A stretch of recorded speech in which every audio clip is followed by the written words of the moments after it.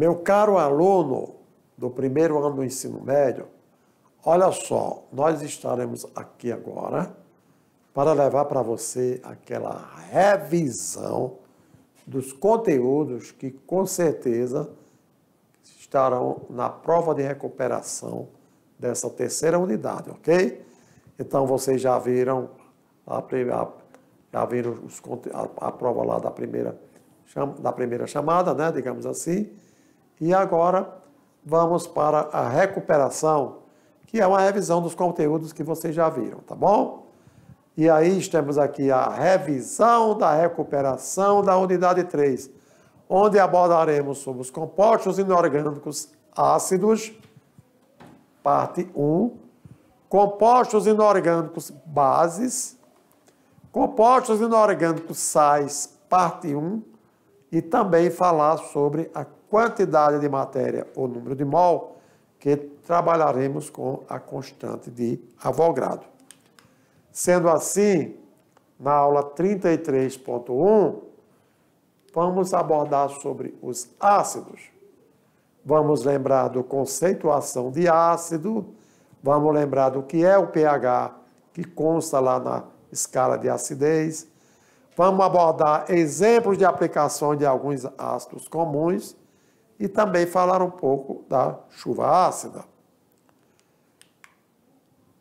Com relação ao conceito de ácido, nós entendemos que, pela teoria de Arrhenius, ficou fundamentado numa experiência de condutividade elétrica, que esse químico Arrhenius ele propôs as seguintes definições. Ácido, lembrando aqui, todo composto que, dissolvido em água, vai liberar ou originar um H+, como último cátion, através de uma reação chamada de ionização. Porque como o ácido ele é molecular, ele quando reage, coloca na água, os íons são formados. Olha aí, conforme eu falei, a ionização. Ionização nada mais é do que um processo onde as ligações covalentes dos compostos moleculares são desfeitas, né? São quebradas, e aí os íons são formados. Obrigatoriamente, o íon H+, que é exatamente o que caracteriza a presença de um ácido no meio aquoso. Quanto à escala de pH, nós temos aqui que uma solução neutra tem pH 7. E quando esse pH baixa de 7 tendendo para 0, é porque a acidez está crescendo. Se aumenta para 14, aí a basicidade que está crescendo. Quer dizer, como se o OH, que representa a base, aumentasse para 14 e o H+ aumentasse, porém o pH diminuísse. O pH é o seguinte, potencial hidrogênio iônico, hein? Nas soluções ácidas, o pH ele é menor que 7. Nas soluções neutras, o pH é 7. E quando se tiver uma base, com certeza, o pH será maior que 7. Sendo assim, vamos partir para a hora de recuperar. Vamos verificar? Existe alguma dúvida? Então, olha aí. A questão número 1 expressa o seguinte. Uma solução aquosa de H3PO4, conhecido como ácido fosfórico, ela é ácido devido à presença de, letra A, água, hidrogênio, fósforo, hidrônio, ou na letra E, fosfato. Se você, meu caro aluno, dissesse que a presença do hidrônio H3, então eu diria, estaria com a resposta correta, tudo bem? Na 35.1, compostos inorgânicos bases.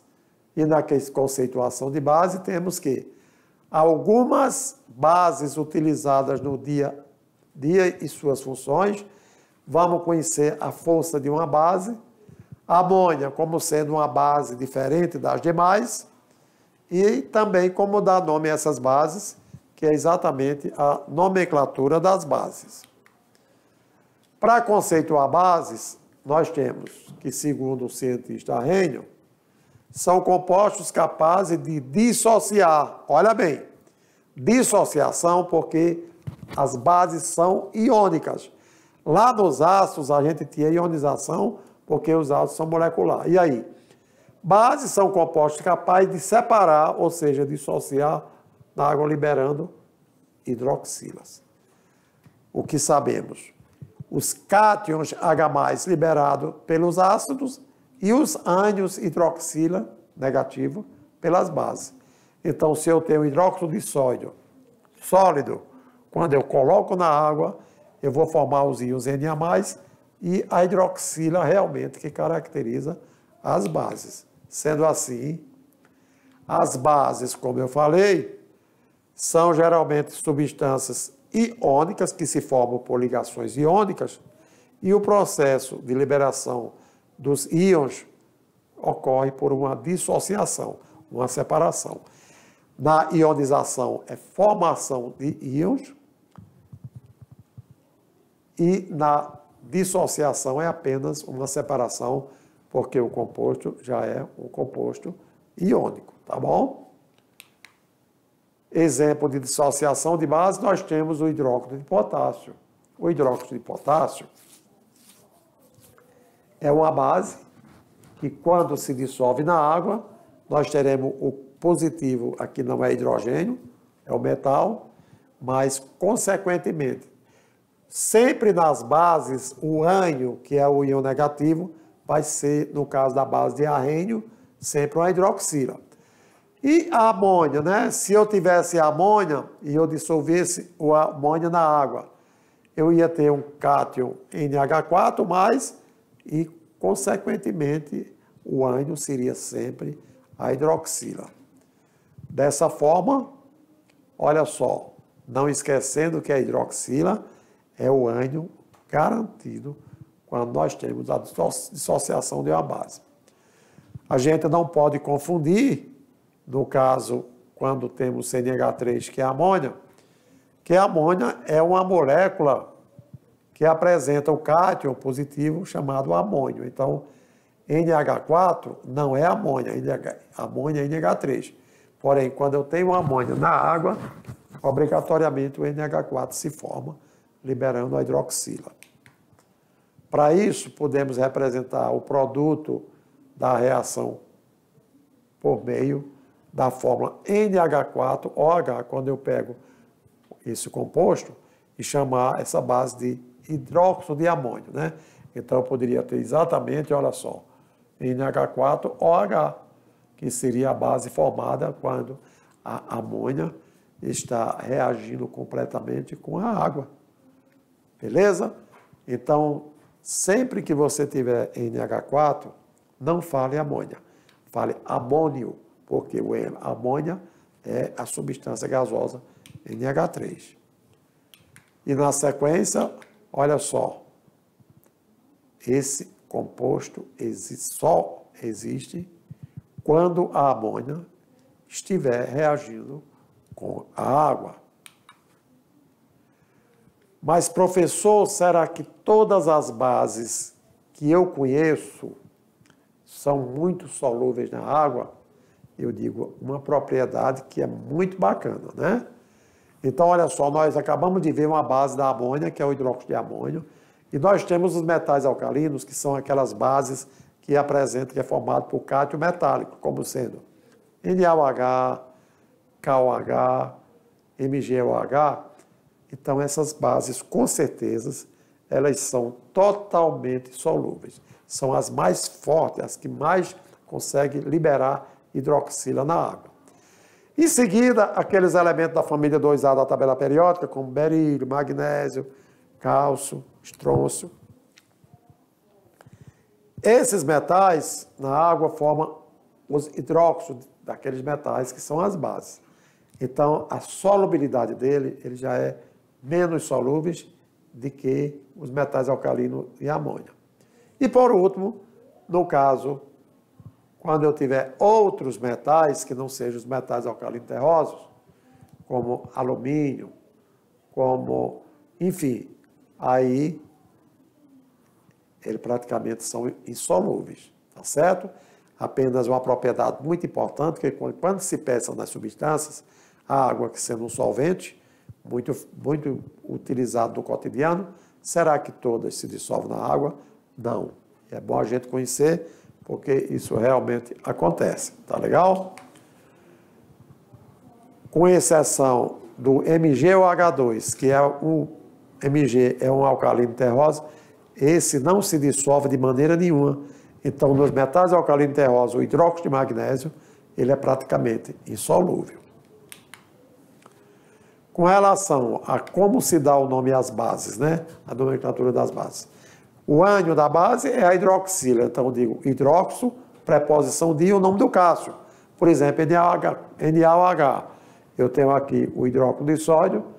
E para diferenciar cátions, quando eu tenho o mesmo cátion, quer dizer, do mesmo elemento, mas que apresenta cargas diferentes, aí a nomenclatura recomenda informar entre parênteses a carga do cátion em algarismo romano. Nesse caso também, o NaOH aqui, ele forma só uma base. Então, eu tenho hidróxido de sódio. A LOH3, hidróxido de alumínio. A GOH, hidróxido de potássio. Mas, se tivéssemos, por exemplo, ferro, uma base de ferro, então eu teria aqui, ó, o seguinte, ó, FeOH2. Então, FeOH2 e o FeOH3. No caso do algarismo romano, esse 3 é a carga do ferro, esse 2 é a carga do ferro. Eu diria hidróxido de ferro 2, ou hidróxido ferroso, e FeOH3, eu diria hidróxido de ferro 3, e assim sucessivamente. Mas vamos ficar ligados, porque é hora de recuperar, vamos verificar, porque será que existe alguma dúvida? A questão de número 2 diz o seguinte: faça a associação correta entre as bases dadas na primeira coluna e os usos e ocorrências de cada uma que aparece na segunda coluna. Então, eu tenho NaOH, MgOH2, CaOH2, NH4OH. Letra A. Quem é que atua como antiácido? Quem é que pode ser utilizado no Ajax, na Fúria, etc.? Quem é que pode ser utilizado na fabricação do sabão? Quem é que pode ser utilizado nos pedreiros, pelos pedreiros? E aí nós teremos a resposta. C, 1 corresponderia à ação C, 2 corresponderia à ação A, 3 corresponderia à ação D e 4 corresponderia à ação B. Daí para frente agora vamos trabalhar com a aula 39.1, onde nós abordamos sobre massa atômica e massa molar. Né? Partindo disso, sabemos que massa atômica, a massa atômica de um elemento é a massa média ponderada de seus átomos encontrados na natureza. E o isótopo 12 do elemento carbono foi escolhido como padrão para a medida da massa atômica. Assim sendo, uma unidade de massa atômica, U, de 1/12 da massa de um átomo de carbono 12. Já a massa molar é a soma das massas atômicas que constitui a molécula de uma substância. Logicamente que massa molecular é a soma das massas atômicas, tá bom? A massa molecular das substâncias deve ser expressa também em U, indica a massa de uma molécula daquela substância.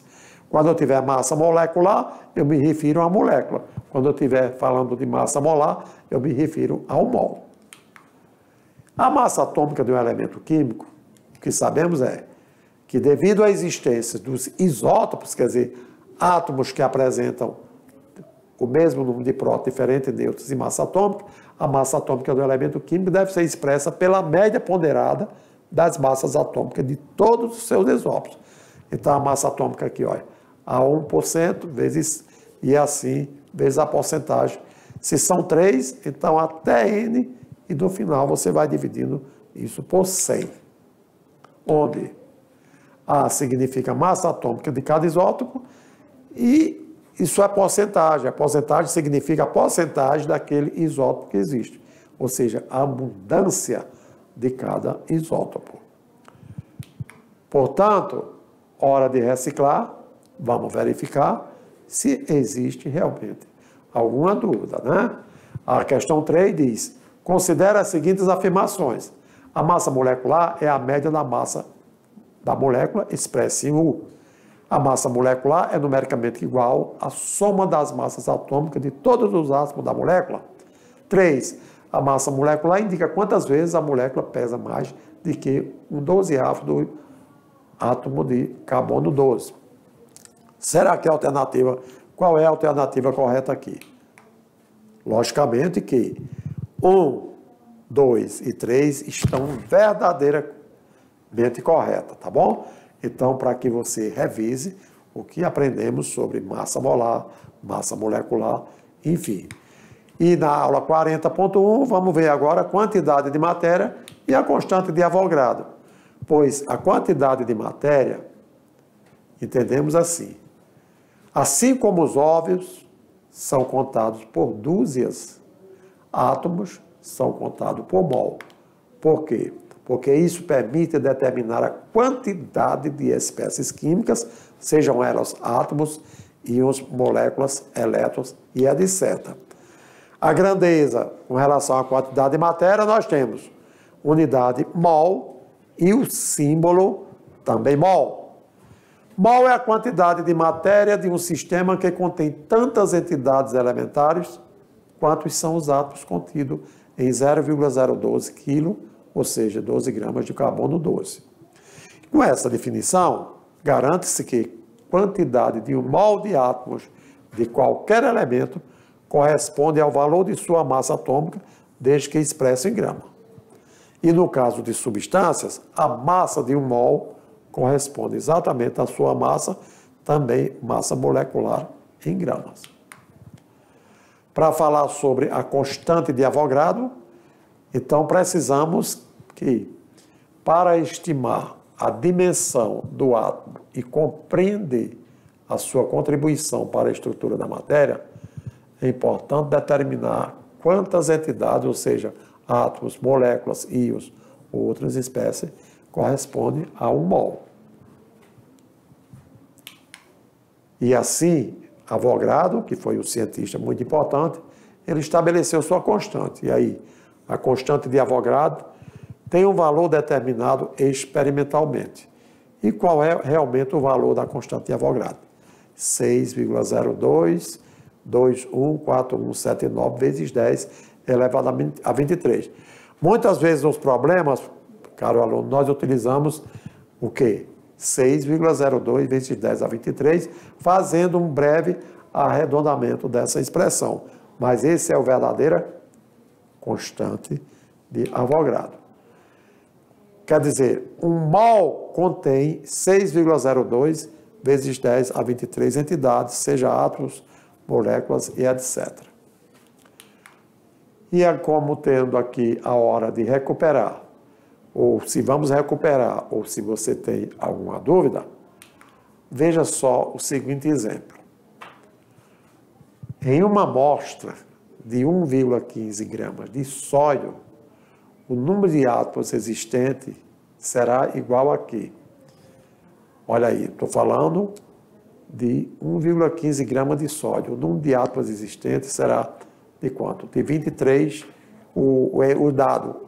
A massa atômica do sódio, digamos assim, que nós conhecemos, 23. Então, olha aí, a resposta certa seria exatamente letra A, letra B ou letra C.